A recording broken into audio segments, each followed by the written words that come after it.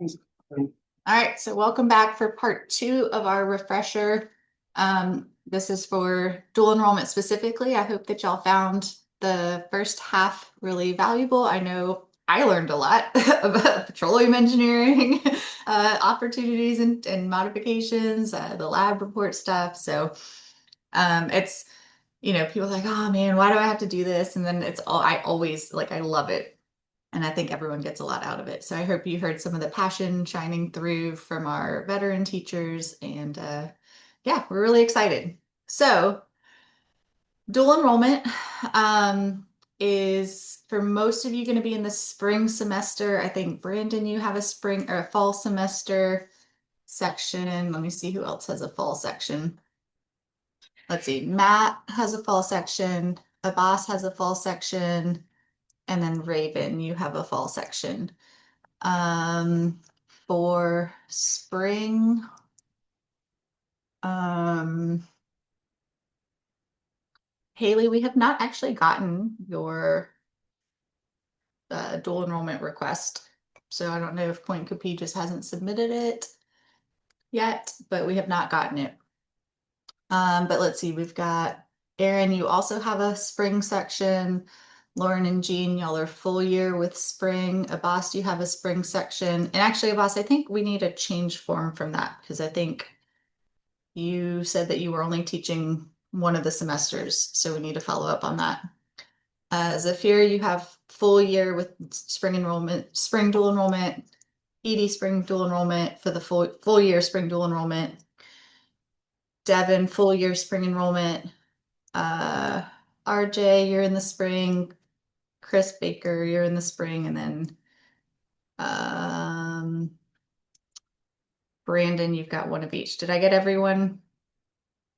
Okay, Jen, you are full year in the spring, and Catherine, you're full year in the spring as well. So they're just not quite on my list yet because it's a multi-step process. So I think we just need to get those updated. So we do have a new grading policy this year. And so it's going to sound silly, but I'm basically going to kind of read our new manual aloud together with everyone just because there were so many changes. So I'm not going to read word for word everything that's on here, but there are a lot of really important updates. So I'm going to drop this in the chat here.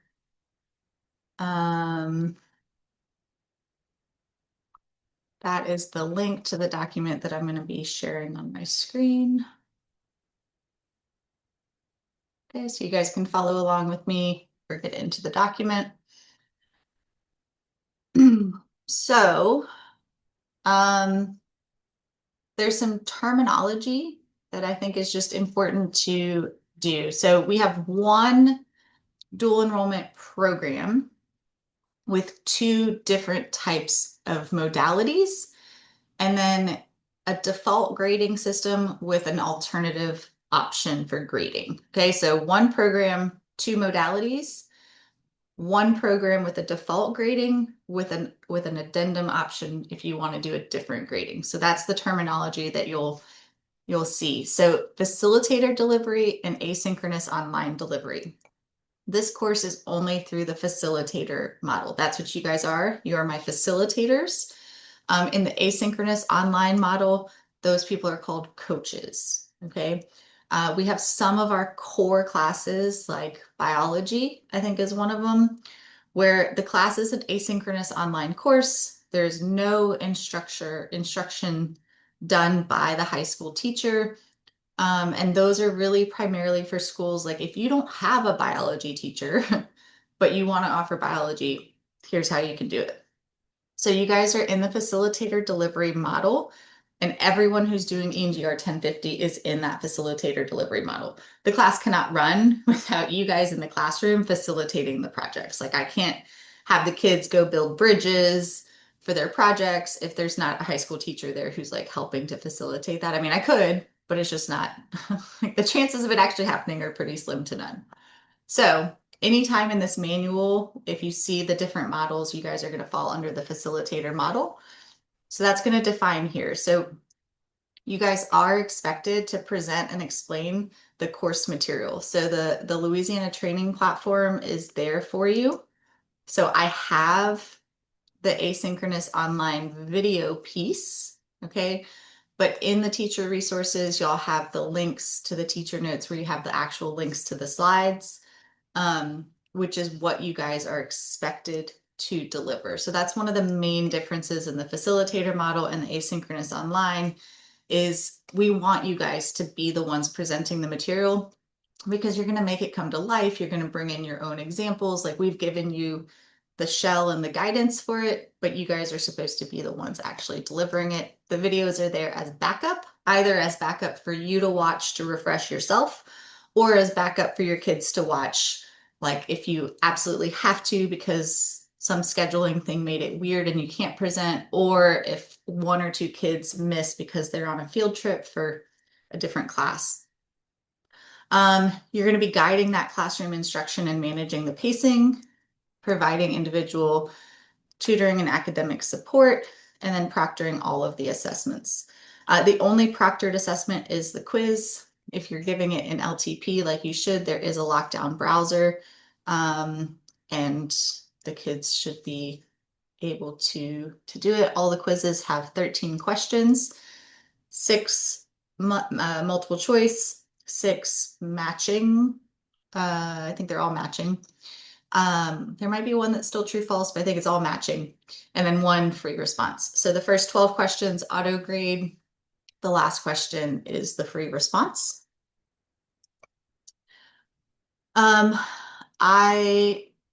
We will have a shared grading sheet. So each one of you, if you've done this with us in the past, you know what this looks like.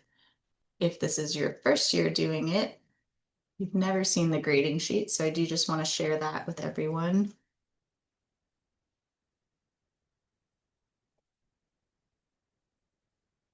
So here's the grading sheet. So you will get a personalized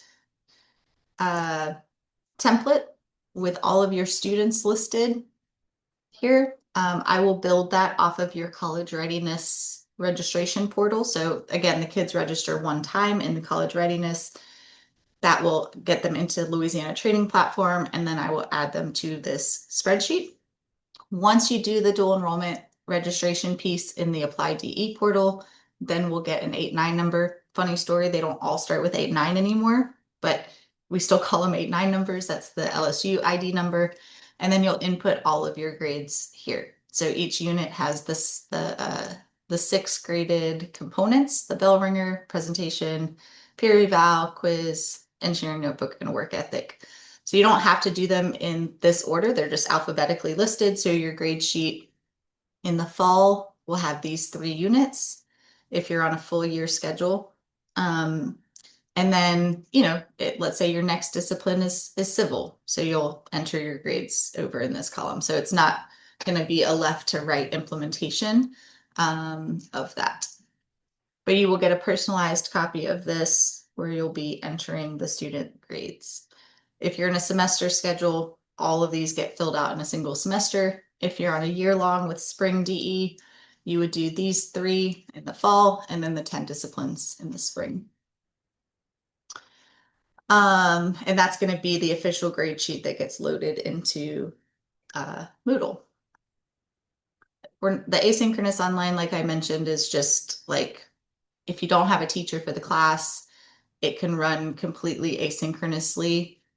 And in that model, the teacher's not responsible for delivering anything. They're mostly there to help with like, I can't log in, or hey, you need to turn this in today, but they're not doing any of the actual reviewing of the assignments.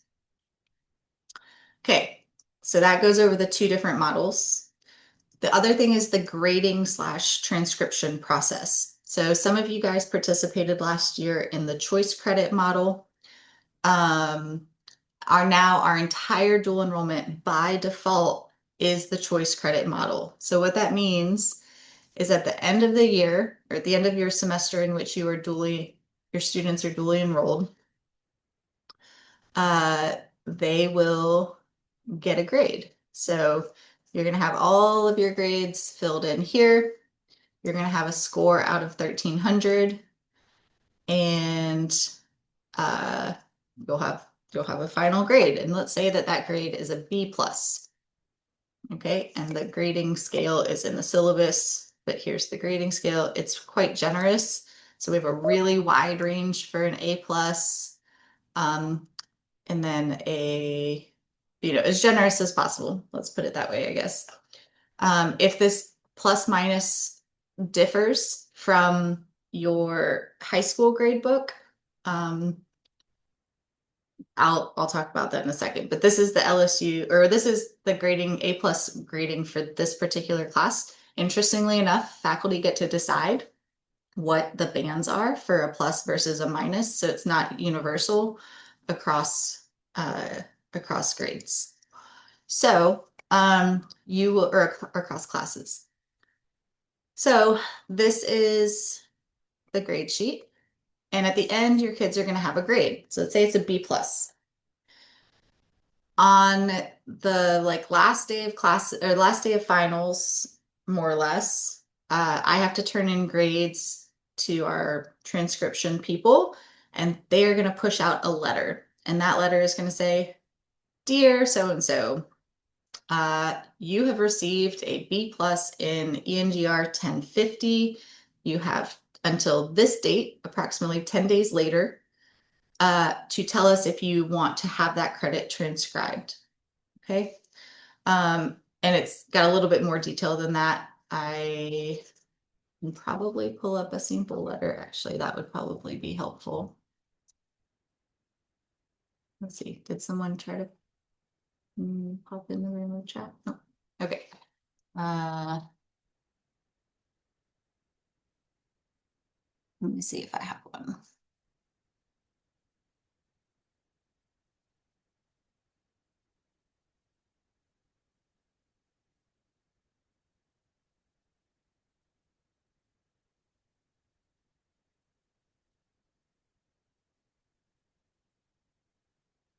Just taking the name off real quickly. Here we go. Okay, so this is a screenshot of the letter. Congratulations on completing this course. Your performance has earned you an unofficial final course grade of 93.08 A plus at the college level. Now what happens next is your choice. If you would like to have that grade, the grade you earned in this course on your official LSU transcript, please return the signed letter by 4:30 p.m. on Thursday, May 21st. And this letter went out to the schools May 9th. So it's about 10 days for them to do it. And the default is that kids will not receive college credit if they do not return the letters. Okay. This is tough in the spring, especially your seniors, right? May 9th, a lot of those seniors are already gone. So it's really important to communicate to them that this was coming down the pipeline. There's no way for us to get it to them earlier. Even if you give your exam early, which is fine, you're allowed to give the exam early. We can't piecemeal the letters, right? We got to kind of have a cutoff date, and then this is when the grades are due, and then we send the letters, and the letters go to you as the instructor of record. So you would get, if you got 30 kids in your class, you would get 30 letters. Okay. You would give them to the students. The students have to bring it home. It's signed by the student and the parent, and then they return it. And then you email it back to the people. It is possible, fingers crossed, that this is going to be built into a portal as opposed to being a paper letter. LSU recently transitioned to Workday Student, and so we think that there might be a way for them to log in and accept the credit that way. I've not been told that that is actually finalized yet. So it could be a letter that they have to sign and return. It could be something that they have to do within my LSU. Because this class does not use Moodle, when they are asked to log into Workday using their LSU credentials, it might be one of the first times that they have actually logged into Workday. So that's potentially going to be a problem because if they're not using Moodle, maybe you've never had them activate their Moodle account. Yeah. And when I say Moodle account, it's activating their like LSU ID number. So once I get clarification on whether they were able to make the Workday integration work or not, I will publish some guidance around that. If it is going to be through Workday, then one of the steps at the beginning of the year is going to be to make sure that their LSU account is active or activated. So that they can log in and accept that credit. If it's going to be on paper pencil through a letter, then the Moodle account is not as important, or the LSU account is not as important. Okay. Um, there is, yeah, and if the student doesn't submit, they will not get the credit for the class. Okay, this is an important note here. So we got some feedback from schools that they don't like the choice credit grading because they feel like then kids won't try. And they're like, well, it doesn't matter. I don't have to accept the grade anyway. And so some schools have made a school level decision on whether or not to have the grades automatically transcribed in our traditional grading format, which is the kids get in the class, the kids get a B, C, D, F, or W, like so a withdrawal. So some schools have opted to sign that document, and I will tell you if you are one of those schools. Give me just a second. So let's see, Haynes, Patrick Taylor are the two schools. So if I just listed your school has made a school-wide decision that you will not be participating in the choice credit grading, and all kids will get their grades transcribed unless they drop. So there will still be a drop procedure for those two schools. For the other schools, there is no drop procedure because there's no dropping the grade. There's no dropping the class. They are enrolled in the course content, but they are not enrolled in the credit bearing piece of it until the end when they decide that they want to do it. Are there questions about that? Yeah, Vanessa, I have a question. Yes, Those are the other two schools in my district. So is that a district decision or is that a school based? it's a school-based decision. Okay, So it's not district-based. I mean, Jefferson could have decided to make it district-based, but it is not by default a district decision. gotcha. So I just need to get with like Andrew and them. Yeah, and yours is not on the list, as far as the list that I'm looking at, because I don't know why. Um, so I need to check to see why yours is not listed on there so I can see if it's because I mean we've gotten your course requests, so I'm not Got sure it. why it's Okay, not listed thanks. on here. I'll get back with you. Yeah. Vanessa, Vanessa, how do I get that thing for our school to sign to make it a school wide decision? I haven't decided, and I just wanted to kind of pass it by the other DE teachers to see if they do something like that. But I want to have it ready on hand before I talk to them about it, if that's all right. Yeah, so I can get you a copy of the addendum. All of our MOU documents are all electronic this year, so it would be something that your point of contact at your school and the school authorized person would, log into the portal to do, but they would have to request it. So the best thing to do would be to have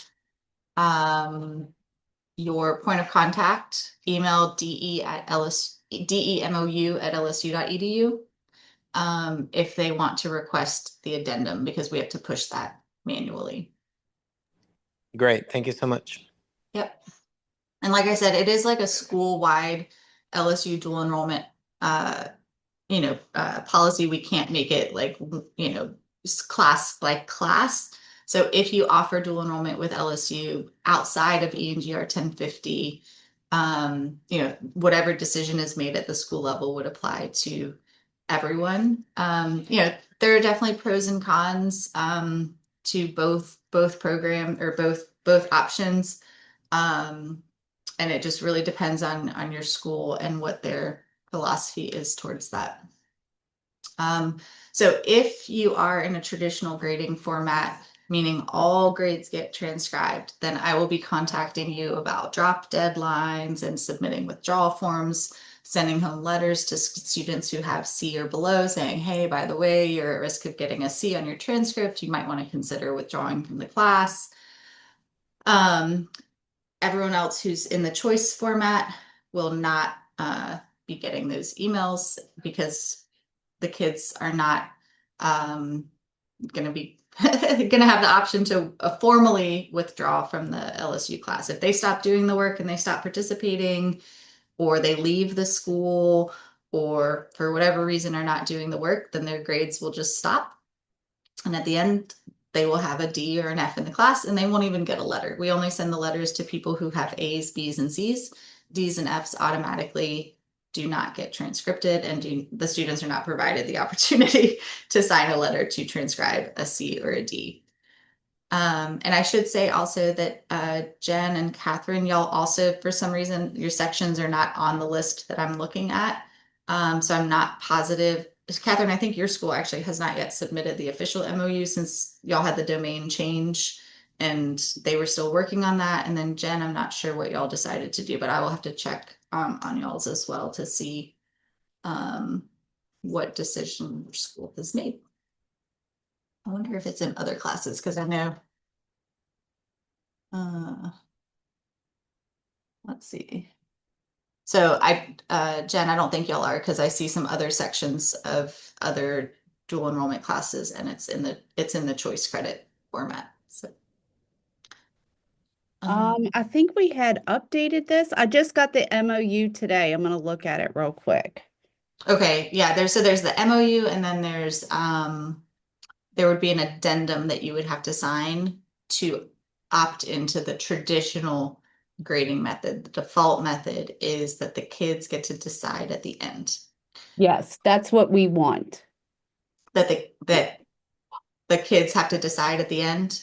Yes, the choice credit. And that is the default, and you just have to sign the regular MOU. There's no addendum required.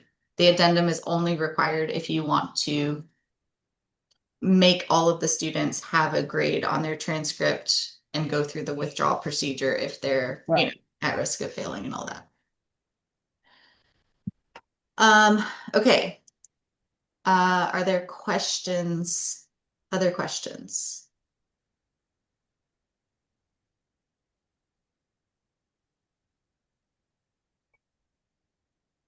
Haley, I do not have an MOU for you for dual enrollment as of right now. Let me see if they submitted just a pathways. No, I don't think we've gotten anything from you actually. Have you gotten any emails from me at STEM Pathways?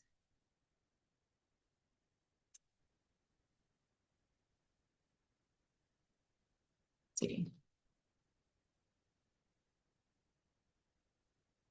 Oh, you have gotten emails from me, but it's only Haley, they did not put ENGR. No, they did. Why are you not on my list? I do have you on here. Hold on. I do have an MOU from you. I think. Okay, maybe I'm looking at an outdated list of the section list that dual enrollment sent me this morning. Maybe it's just the wrong link because it's not showing everyone. 1 second.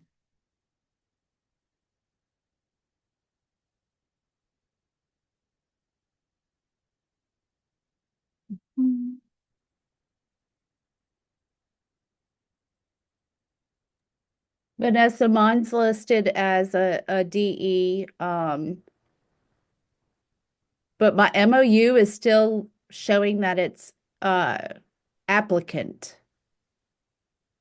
Yes, so it's because yeah, it is. I had you flagged as regular intro to engineering, not dual enrollment intro to engineering. So I just need to update your teaching status in our portal system. Like it's because we've got records for regular intro to engineering and dual enrollment intro to engineering, and for some reason our training records for the dual enrollment didn't carry over this year. Only the regular section of it did. So I'm fixing that right now. Oh, you know what? I think, didn't you not teach it last summer or last year? Maybe it was something. No. I think that's what it was. It was only pulling people who taught it last year. Mm, So I think that might be why it didn't pull over. But we do have the section. I just don't know why it's not on the section list. So I will follow up on that with you. yeah, because the MOU hasn't been updated to show that we're teaching the course. It still says applicant. Well, so it's going to show applicant. Applicant is designating like this person needs to come to the training, Okay, not okay, not uh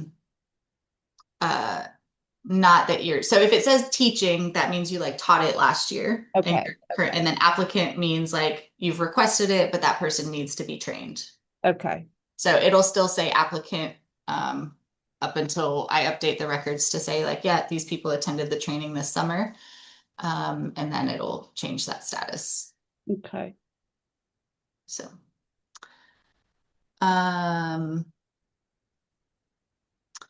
yes, so I need to figure out why the list that I'm looking at from dual enrollment does not include some of the sections that it should include. So I will follow up on that. Actually, give me just a second. I'm gonna check with Caitlin. She's right across the hall because they really should be on here. So give me 1 second.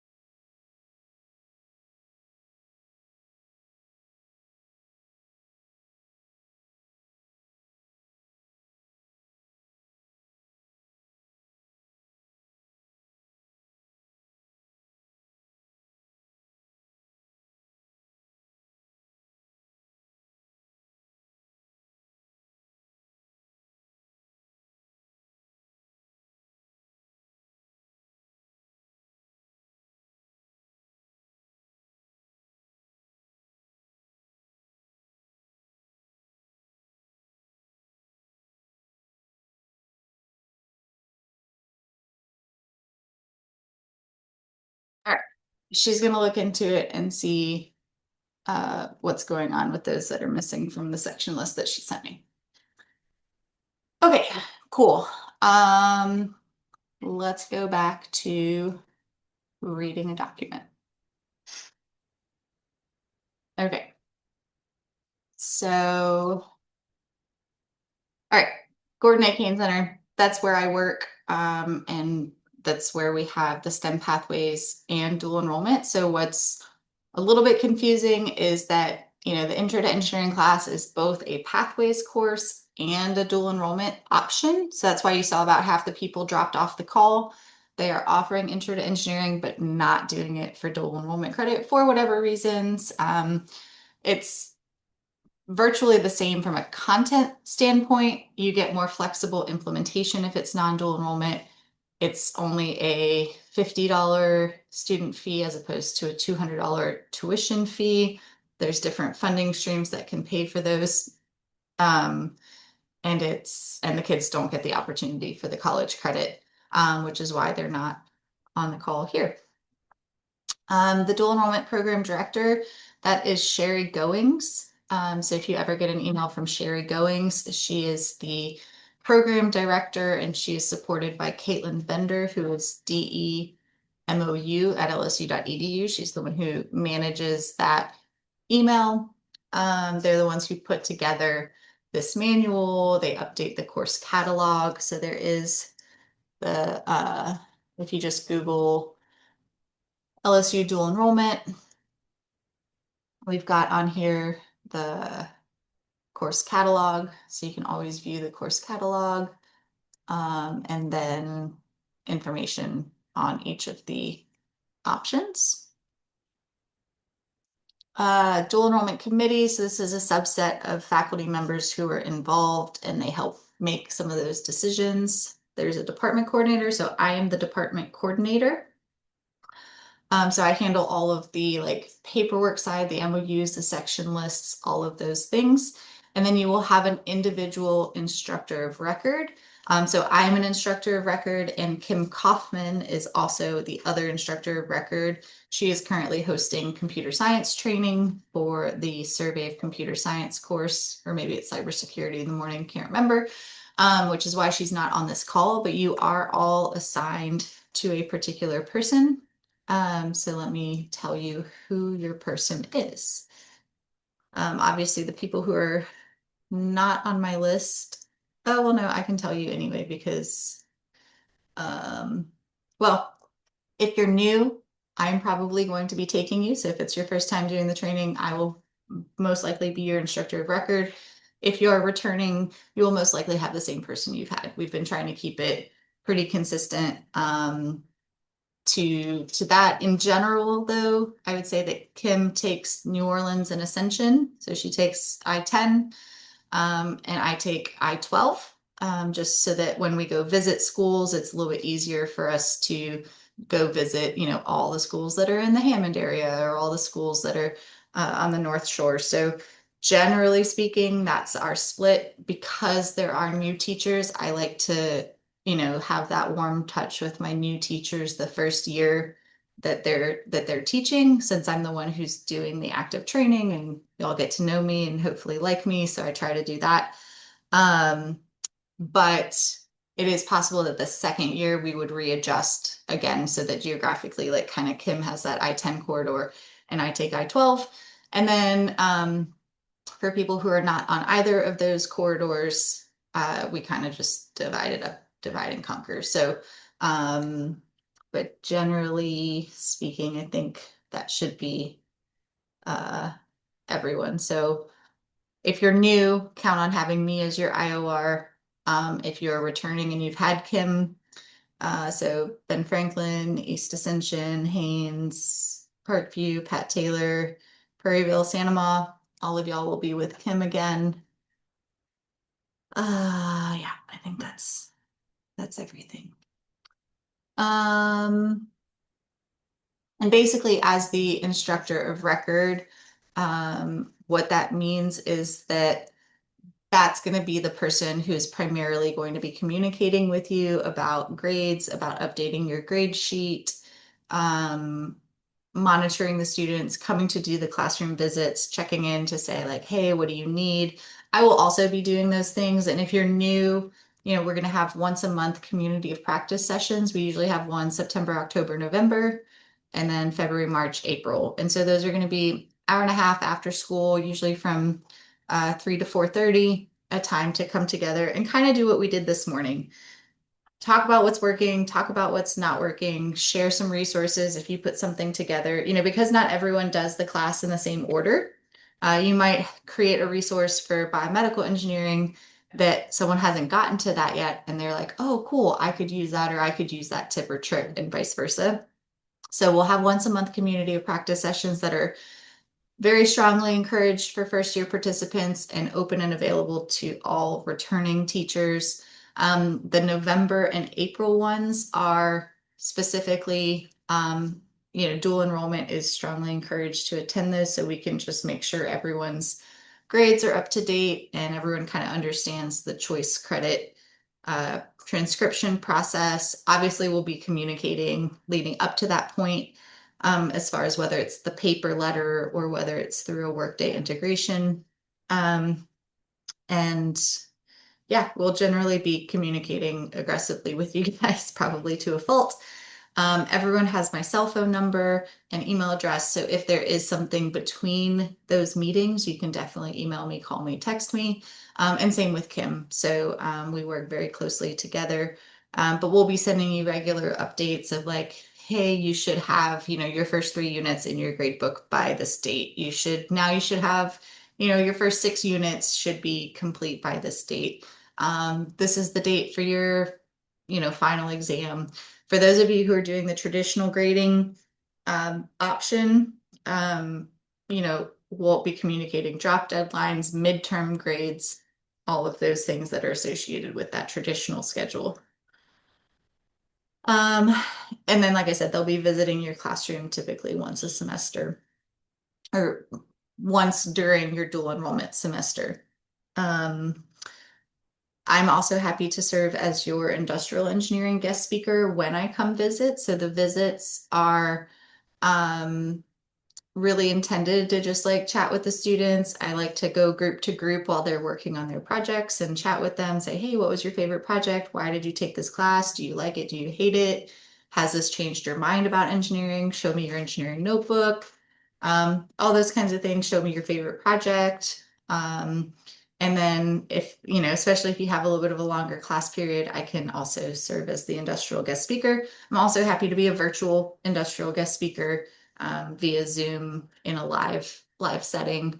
I am teaching on campus next semester, Tuesdays and Thursdays, 9 to 10:30. But aside from that time, I'm typically going to be available and can rearrange things if you give me a little bit of notice.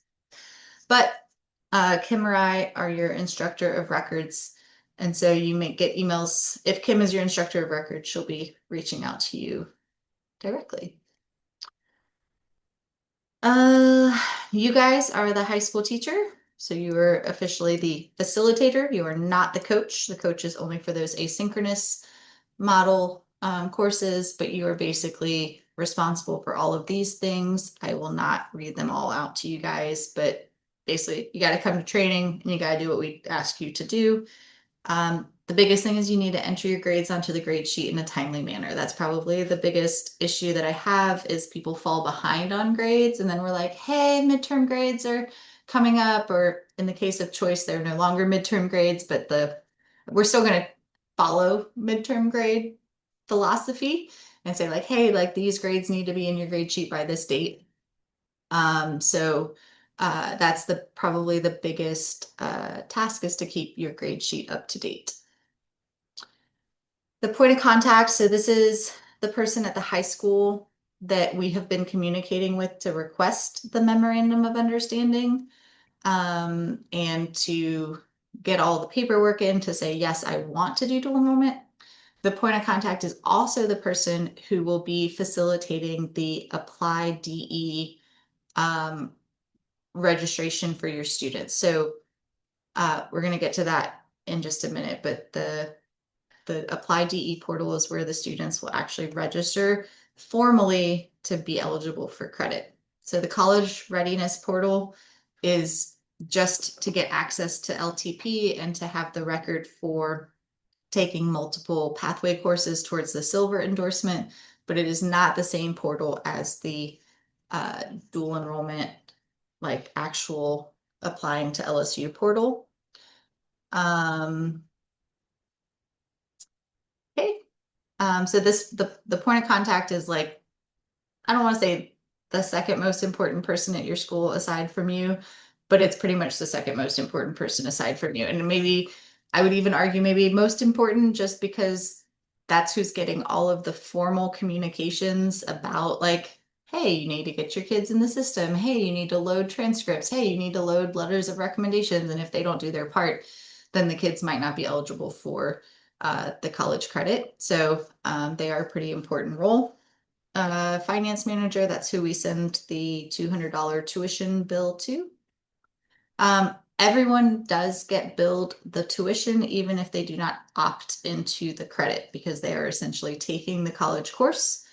And so they're paying for the college course. Whether or not they want to transcribe it is a separate process from tuition. All right, memorandum of understanding. So we have been working with your point of contact to submit all of the official memorandums of understanding. Teachers are not necessarily involved in that unless you are also serving as the point of contact for your school, which does happen in some instances. If you are going to teach this class, you've got to come to the training in the summer and or attend the 1-day refresher for that. And part of our dual enrollment model is that you guys do get a small stipend for doing the course for dual enrollment credit. So if you are new, your requirement is to attend the training. If you are returning, your requirement is to attend this 1-day refresher. And for that, you get a $500 stipend. That's typically paid out in like December timeframe. So it is tied essentially to attending this workshop. This 1-day refresher is how we actually tag that. So whether you're able to make it in person or whether you're watching this as a recording after the fact, all teachers who facilitate a dual enrollment or coach a dual enrollment class with LSU have a $500 stipend. If you have an absence, you have to let us know in advance if possible. So like if you have a planned surgery, pregnancy, whatever, like you have to let us know so that we can get someone else trained and into the classroom. If you're going, or I mean, if it's only 3 days, you just have to let us know. If it's gonna be more than a week, then we would need to find a suitable substitute and get them emergency trained. If you know in advance that you're not going to be there for like a month for something, it'd be better if we could know as soon as possible so that we can get the person up to speed as much as possible. And in that instance, we would probably rely heavily on the Louisiana training platform as a resource for them to be able to continue running the class in your absence. The kids have to be enrolled in a high school equivalent class, and they're only supposed to be students in the classroom at the same time doing intro to engineering class. So what this statement says is you cannot have a computer lab where you've got one person doing biology, one person doing calculus, one person doing English, and one person doing intro to engineering. They want all of the students in the class doing the exact same work at the same time. So it should be everyone in the classroom is participating in the dual enrollment class that you're doing. So I think with intro to engineering, that's not a hard thing to do since it is so hands-on. It would be really hard to be running a calculus class at the same time that your kids are doing bridge building. So anyway, yeah, all the kids in the class have to be doing the work. And then let's see, students taking a different high school class. Oh yeah, may not be in the same classroom. So this is kind of, you're not supposed to have kids who are not doing dual enrollment for another class. Like, so you couldn't be doing ENGR1050 and have like a regular math class independent study happening in the back of your classroom. Basically, everyone in the room should be doing the work that they're supposed to be doing for this specific course. Prerequisites. So for this class, it is only a 2.5 high school GPA and a letter of recommendation from your counselor. The letter of recommendation from the counselor, we have a form for that, which is basically just like a checkbox, like I approve or not approve the student. So it's not like your counselors don't have to write long letters. Those letters of recommendation can come from you, can come from the counselor, can come from the point of contact. I think that a lot of times this step gets pencil whipped in a sense, like people just like, yeah. But I think some teachers have pushed back and said that they would actually like to have a say in what students go in the class and that they want to actually be involved in that recommendation process. So that is for you to negotiate with your school because we do not have any entrance requirements other than the 2.5 GPA and the letter of recommendation from the counselor.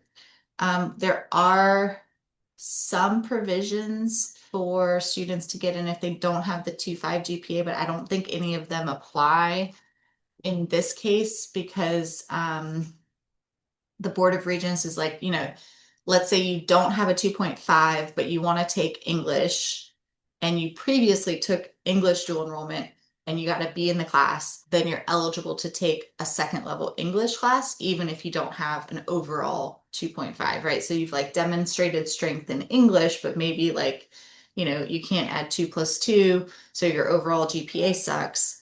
As long as you've proven proficiency in the subject matter that you want to dual enrollment in, then you can move forward. Engineering, there's not really like the equivalent because it's just an entry level single standalone class. So I think that the only option is really the 2.5 GPA and the letter of recommendation. Which is why we only allow second semester freshmen, because we want them to have an entire semester of real high school work under their belt. So if you're at one of my 4x4 schools teaching a section in the fall, you cannot have any first semester freshmen in that class. So it would be for sophomores or above. If you're teaching in a year-long spring implementation for dual enrollment, then, freshmen can take the class and they would just have to have a 2.5 GPA at the end of December.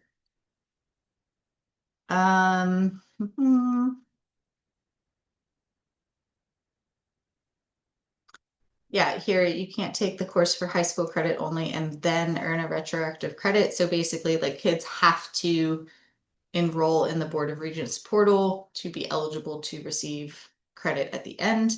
If they don't register in the Board of Regents portal for whatever reason, they missed the deadline, they didn't want to register, whatever, they can still stay in the class for high school credit only, but they cannot retroactively request credit.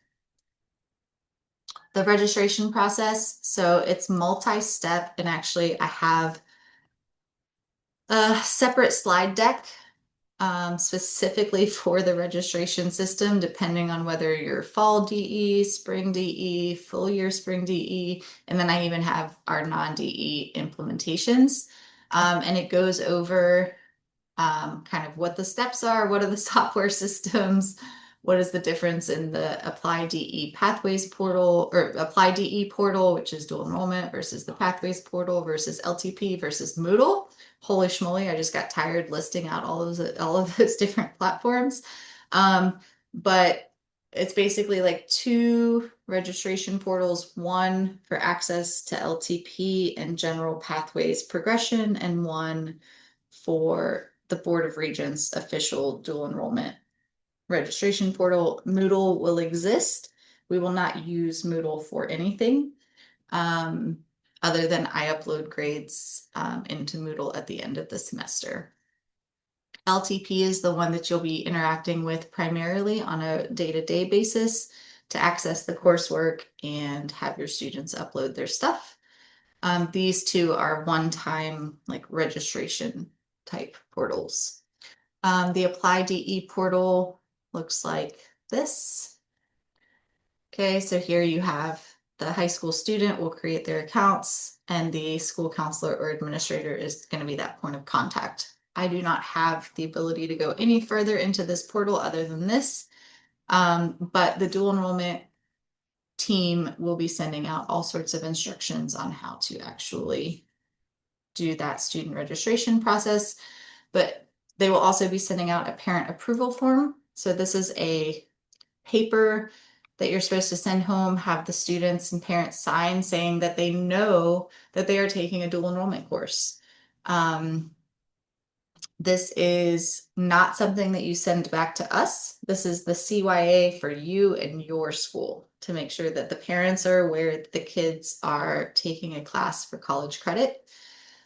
Only kids who have a returned parent approval form are supposed to be allowed to submit in the Apply DE portal. Again, we leave that process up to you guys. Okay. So everyone who has a parent approval form is who should be registering in the portal. LSU never sees the parent approval form, so we assume that everyone who's in the portal has submitted their parent approval forms for you to keep on record. Once they enroll, it's going to ask them to waive their FERPA rights. That's for us to be able to see their grades and share their grades and communicate about grades to you and to the school and to the parents. after the student applies, so the students bring back their parent approval forms, they go into Apply DE, and then the point of contact has to load the transcripts and counselor letter of recommendation forms before the deadlines. So in the slideshow that I just briefly popped up there, it's going to have, which I haven't shared it with everyone yet, but I have based on your implementation, and then I have a timeline of when each of the portals needs to be used and accessed and what the deadlines are. Oh, I updated all the dates, but I didn't update the actual year. So anyway, I'm just gonna double check these dates because actually I still have the drop deadlines in here, so I need to actually update this to be choice. I need to add a level. Oh my gosh, I need to add a level of whether it's traditional or choice. I think that's why I did not send this out yet because I was still working on that.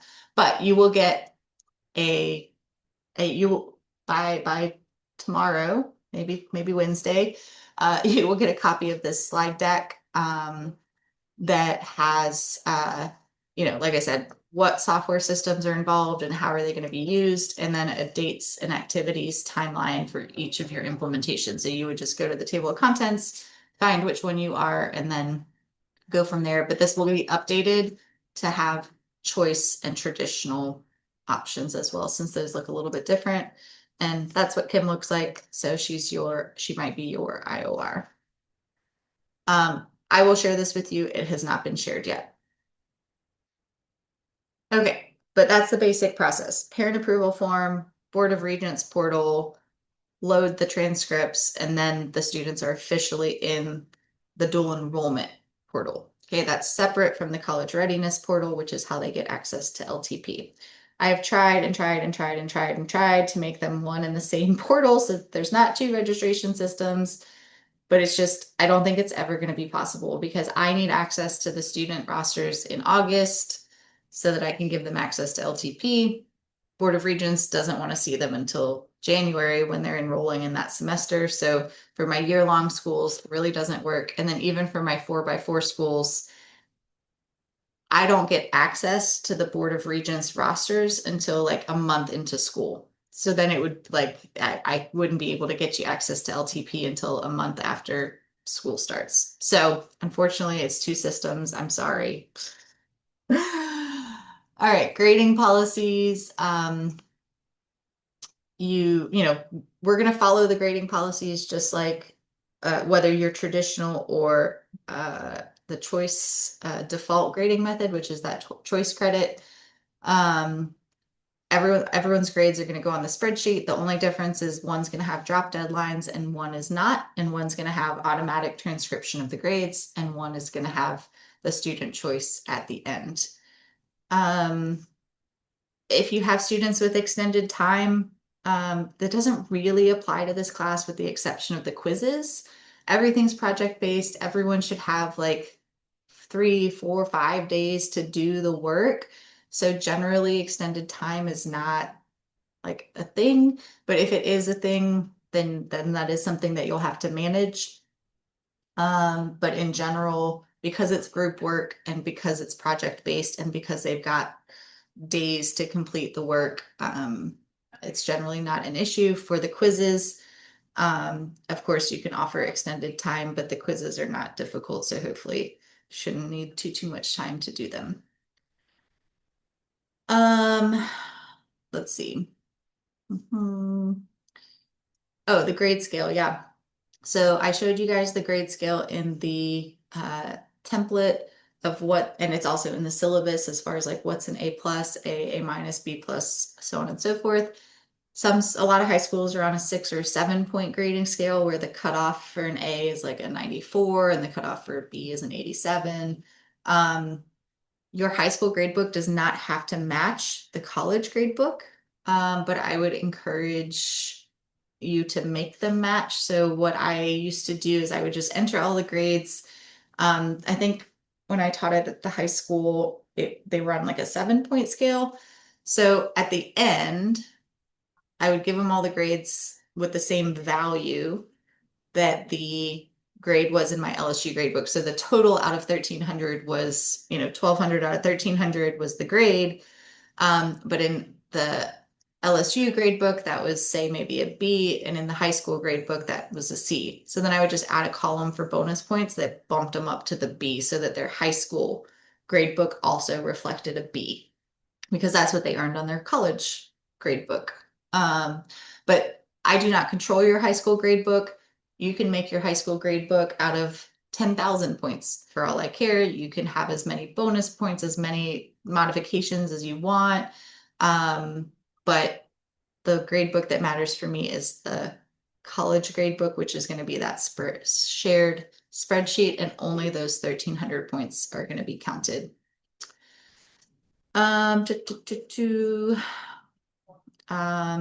You can end early. So this is really applicable to seniors who are taking the class, that a lot of times their end date is quite a bit sooner than the regular students. So you're welcome to give the exam sooner. You just can't give it later than the dates in the date table that are in section 4, which we will see in just a second. We'll calculate the grade according to the grading scale for each course. Students with an A, B, or C will have the opportunity to have it transcripted unless you have the MOU. D's and F's are not available for transcription, and they will not get a letter.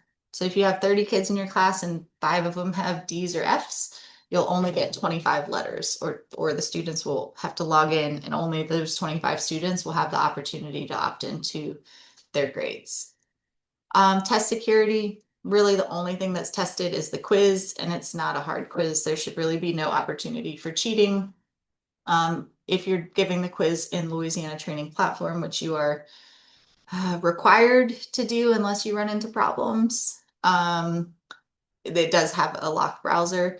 If you have issues giving the quiz in the Louisiana Training Platform, let me know. Like if you've got school blocks or the kids can't access it or it's not locking the browser. But I would like everyone to try to take their quizzes through the Louisiana Training Platform, but just let me know if you have problems. And what we will do is we will try to address the problems so that you can give the quizzes in the platform, as opposed to saying, well, just give them on paper. But we'll cross those bridges when we get there. If the kids are doing it for traditional grading, so only a handful of schools, and they get a W, then they can retake the course. I don't think I've ever had that happen, but it is possible. Typically, that's like if a kid leaves, they change schools halfway through the year, so they withdraw from the class and then end up taking it a following year. It's more typical of core classes. If you get a transcripted grade, whether it's an A, B, C, D, or F, then you don't get to retake the course for dual enrollment credit. So if you got a C in Biology 1001, you could not retake Biology 1001 to try to get an A while in high school. You could retake it in college, but not while you're in high school. You can only take the course if the course is being offered at your high school. We don't partner with individual students. So we partner with schools to offer dual enrollment, and we require a trained high school teacher in the classroom, which is why you guys are all here on this call. You guys are the trained high school facilitator in the classroom. So you cannot like have kids from a different school come to your school and take the class.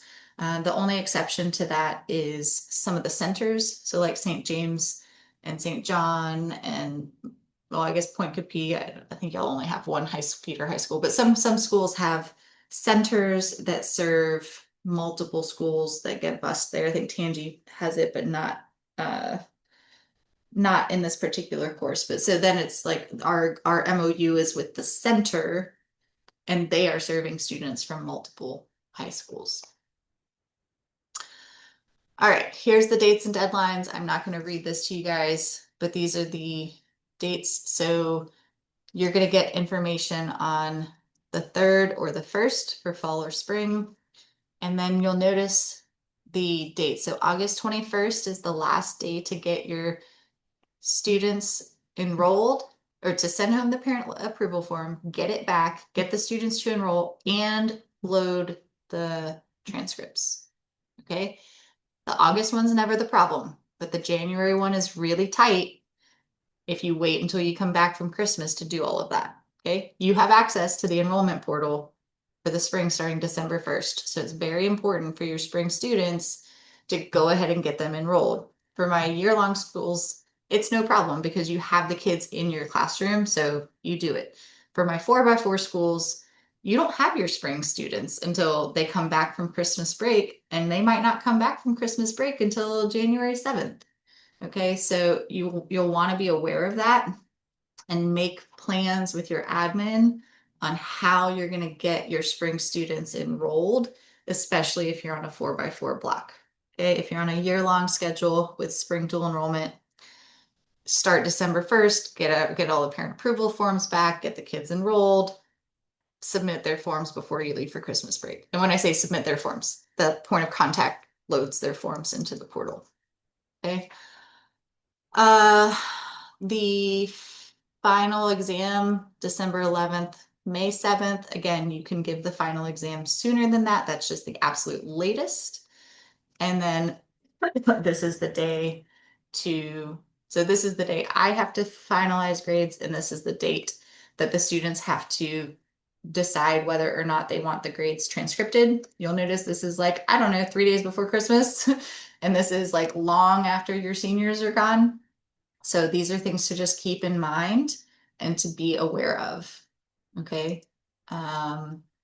So put a plan in place, figure it out, communicate with your students early, right? Especially like if they're not checking their school emails, right? Or their Google Classroom, like after school's over, like are they even still checking their school platform? So have a plan in place on how you're going to handle that and how you're going to communicate with them. All right, I promise we're almost done. 15 of 24. Okay. The enrollment and roster verification process, we've already talked a little bit about this. Your point of contact is gonna get instructions. You are going to work with them to send the parent approval forms home. If there's a change, there's gonna be an MOU change form. I don't really know why that's on there because that's not really relevant. You're going to have a counselor letter of recommendation form. You've got eligibility forms and then specific instructions for the online registration. So all of this gets emailed to your point of contact, which may or may not be you. Likely it's not you, but in some places it is. This is what the point of contact is responsible for doing: collecting the forms, getting the kids into Apply DE, and loading the specific documents that are required, which is just in this case a transcript and a letter of recommendation. These are the different application and registration systems. Again, this is a little bit of a rehash. Dropping students before tuition charges. So that is on the dates and deadlines table, but it's it's based on LSU's 14th class day. So you'll notice that the portal opens much earlier for you guys, but then the drop deadline is based on the 14th class day at LSU, because that's when our census numbers go, and that's how funding happens at LSU is through the census numbers. So you might have a kid who's like first week of school enrolls in the course, but then whatever reason their schedule changes. So they've applied in the portal, but they end up not being in your class after the second week of class. You'll want to make sure that we remove them. Roster verification. This is going to happen with you and me, or Kim and you, depending on who your instructor of record is. But we're going to get an official roster. We'll send it to you. We will say, please confirm that these students are in fact the right students in your class, not just, oh, I have 12 students and there's 12 students on the list, but that it is actually the correct 12 students on the list. This is a really important process. It's a pretty short little turnaround window. It's usually like 48 hours from the time like I send you the official roster and I need you to tell me if that is the right roster. There's usually only about a 48-hour time window. for doing that. And it's so short of a time frame because the process is so manual for reviewing student applications that it takes admissions kind of a long time to review those. Everything dual enrollment related is very, very manual because it doesn't fit within the box of like the traditional LSU student registration and application process. So everything is handled manually from the Kane Center to admissions to the bursar's office. Like nothing is automated. So they are literally one by one checking student transcripts, one by one checking student eligibility. So it is kind of a lengthy process. So that's why that time window is so short.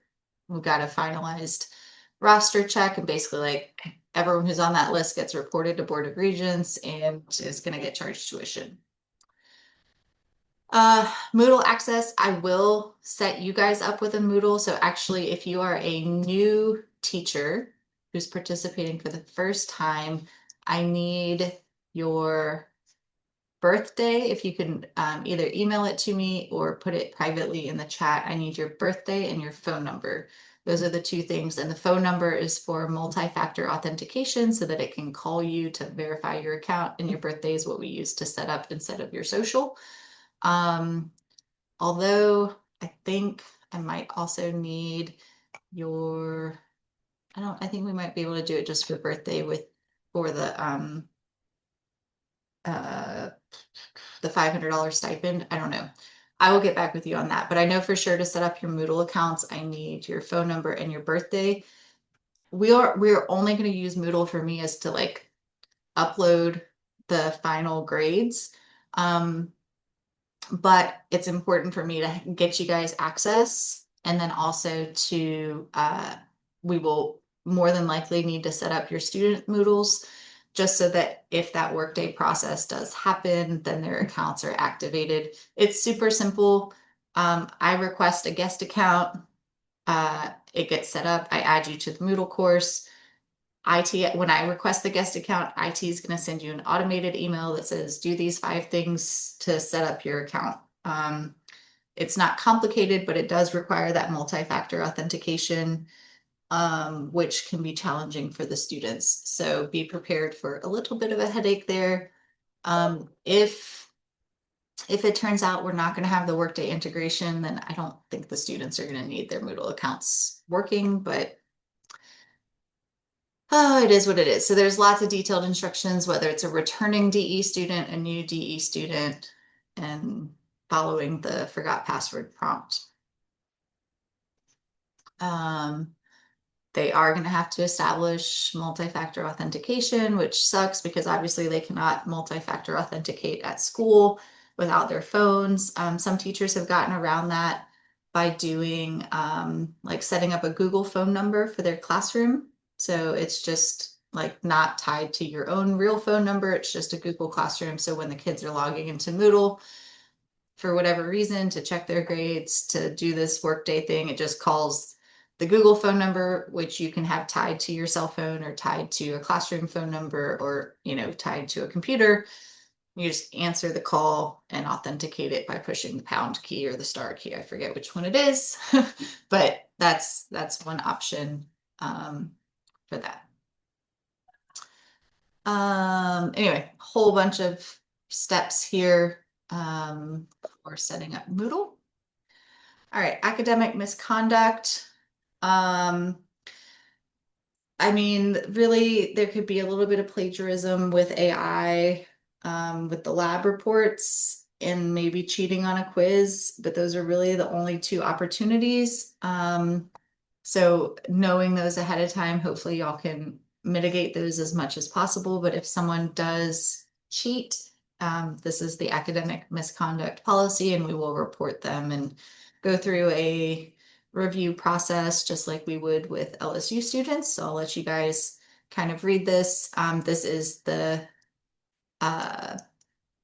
typical penalty is just a 0 on that assignment if they are found to be guilty. We've only had to do this a handful of times just because it's just not a high like cheat option class. Let's see, I'll let you guys read all of that, but basically if something gets submitted and if they're found guilty, then they would get a 0 on that assignment. Is the typical thing. I've never seen anything more serious than that. Withdrawal policies and procedures, we've mentioned this several times now. So basically, if they drop before those rosters are finalized, meaning they signed up the first week, their schedule changed, they're not in your class anymore, no harm, no foul, basically like it never existed, no tuition, no nothing, just we drop them from the roster. If it's after roster verification, there are no withdrawals in the choice credit program. So basically, once the rosters are finalized, which is around September 1st and February 1st, roughly, then they're on the list, they get charged tuition, and they are offered the opportunity to transcribe their A, B, or C grade if they earn that. If you are doing the addendum and you have traditional grading, then it follows traditional gradings. And there is a drop deadline. So it's typically a couple weeks after the midterm grade. So sometime in like early November and early April will be the drop deadline, where there is a letter that we will send. We will give you guys a template. You'll send the letter home if a kid has a C or below to say like, hey, by the way, you have a C in the class or you have a D in the class. If you don't drop the class, this will become part of your permanent college record for the rest of your life. This could impact your ability to get TOPS. This could impact your ability to get scholarships in general. So like just sign on this dotted line if you want to continue, to make sure you understand what the implications are. Or we have the drop forms that they would fill out. The drop forms are typically only signed by the student and by LSU. So you don't sign them, the parents don't sign them. We've got copies of them. And again, if you are participating in that traditional grading, then your instructor of record will be communicating with you, 2 weeks before the drop deadline, 1 week before the drop deadline. We will have all of the documents and resources. In LTP. We have a copy of the drop form. We also have a copy of the facilitator manual. So this is the drop form, and we would guide you on how to fill all of this out. We're almost there. Okay, last page, second to last page. Opt-in procedure. This is pretty vague. Oh, it looks like it's going to be through the Apply DE portal. Okay, this is news to me, guys. I guess I have not read this part. So cool. So it will maybe not be through Workday integration is what I'm seeing. So it looks like it's going to be through the Apply DE portal. So that's the portal that they're going to go in to apply. That's where the point of contact is going to upload their transcripts and their letter of recommendations. And then it seems like they're going to log back into there and select the option to transcribe the final course grade. But it does say detailed instructions will be emailed for instructions. So because I think they're being I think that they are anticipating that the integration to Workday is going to go through and work. We've had very good positive experiences with the Apply DE group. It's the parent company is called Kanuja. So I think they're just being optimistic in that integration working, which I think is fair optimism because we've had really good success with them. So it seems like it will actually go through Apply DE. And we will follow up with further details once that's available.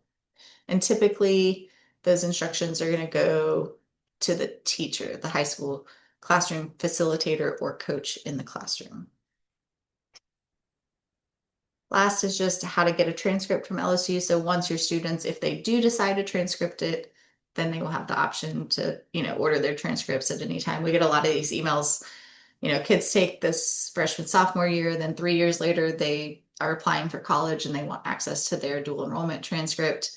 It's all online. It's through Parchment. It's $10 per copy, and they say who they want it sent to. So, yep. Whew, we made it. I'm gonna stop, take a breath, get a sip of water. Oh, my water's over here, and open it for questions.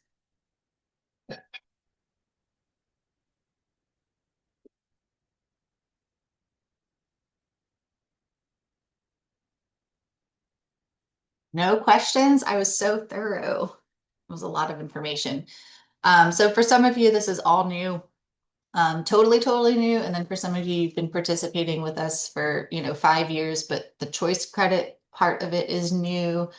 Um, you know, the key thing is we are like here to support you. We might not have all of the answers to all of the questions right at this moment. For example, the choice credit transcription method being through Apply DE and the details around that. But we will communicate as much as possible as soon as we have updates, and we will be continuing to just communicate any changes or updates. I hope that this is helpful. I know that it probably feels really overwhelming and there's a lot of information, but like especially if this is your first time doing the class, you've got both the content and the pedagogy and the classroom management. Now you've got this paperwork crap that you have to deal with. So happy to